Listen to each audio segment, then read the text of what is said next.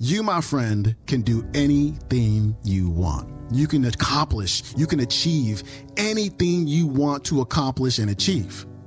You just have to be consistent. You just got to do it every single day. You know, my philosophy is little by little, a little becomes a lot. If I'm consistent with my studies, if I'm consistent with my service, if I'm consistent with my saving, I know that over time, the compound effect will happen. Those little actions every single day, they stack up, and over time they become huge. But you just got to do it every day. And you got to realize, you got to understand that everybody who's ever done something significant in their lives, they came into this world with the very same inner resources as you.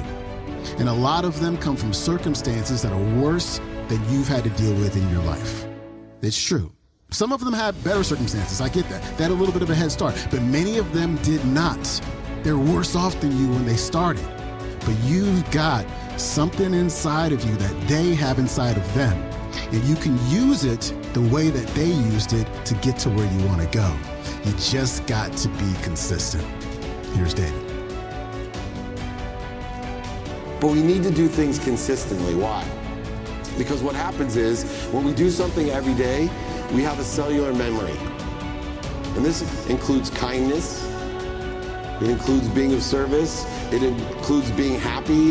It includes practicing whatever skill set that you think you need.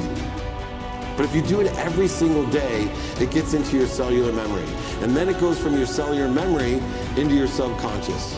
And what happens when it's in your subconscious is there's neural pathways that are formed in your brain that make things more efficient and effective for what you want, simply by doing it every day for a certain amount of time.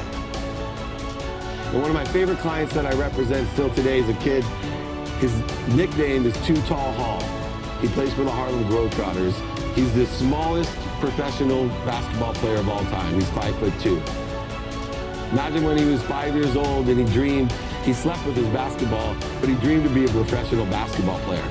Every single person, his parents were 4'9" and 5'3". Nobody dreamed that he could do it, but he didn't make it his excuse, he made it his story. 5'7" wasn't the reason I wasn't a professional basketball player or the winner of the slam dunk contest. Skills, knowledge, and desire were the reason. We all don't have the skills, knowledge, and desire to do everything, but it wasn't my height. I wasn't too small. I wasn't too small. You're not too small. I'm bigger than you. Right? If I ran on you in the street, right, and we're the same age, I would say, oh, finally someone I could beat in basketball. Because in my mind, it was about height, not heart, skill, knowledge, and desire.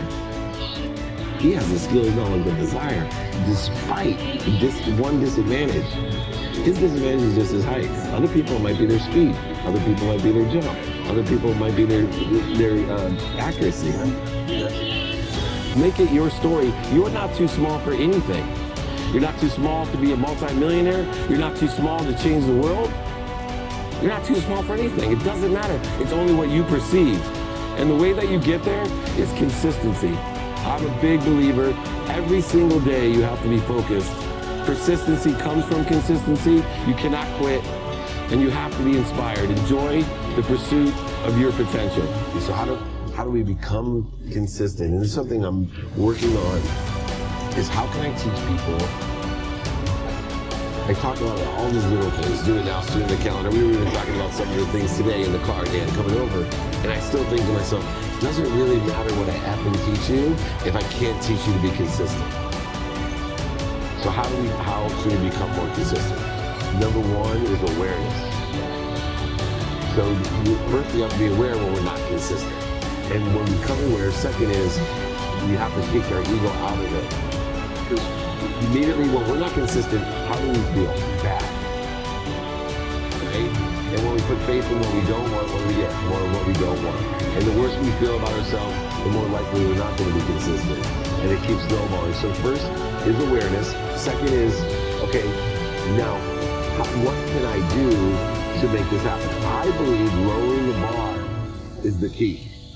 We were discussing how I keep everything balanced by being of service when I have my own family. And then aren't you supposed to be of service to everyone? And how can you be service to your wife? Because I'm consistent.